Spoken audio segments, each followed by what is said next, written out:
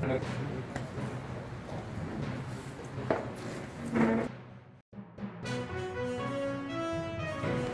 ಅದಕ್ಕೆ ಮೊದಲಿಗೆ ಹೇಳಿದೆ, ಅವರಿಗೆ ಅಭಿನಂದನೆಗಳನ್ನು ಹೇಳ್ತೇನೆ ಅಂತಂದ್ರೆ. ಯಾಕೆಂತಂದ್ರೆ ನಾವು ದಿನ ಮಾಡ್ತಕ್ಕಂಥ ಕೆಲಸ, ನ್ಯಾಯಾಂಗದ ಮೇಲೆ ಯಾರು ಜನರು ವಿಶ್ವಾಸವನ್ನು ಇಟ್ಟು ಬರ್ತಾರೋ ಅವರ ನಂಬಿಕೆಯನ್ನು ಉಳಿಸ್ಕೊಳ್ಳಲಿಕ್ಕೋಸ್ಕರ ನಾವು ಇಂಥ ಒಂದು ಕೆಲಸ ಮಾಡುವಾಗ, ಅದರಲ್ಲೂ ಕಾರ್ಯಾಗಾರವನ್ನು ಮಾಡುವಾಗ ನಾವೆಲ್ಲ ನಮ್ಮ ಜ್ಞಾನವನ್ನು ವೃದ್ಧಿಸ್ಕೊಳ್ತಕ್ಕಂಥದ್ದು.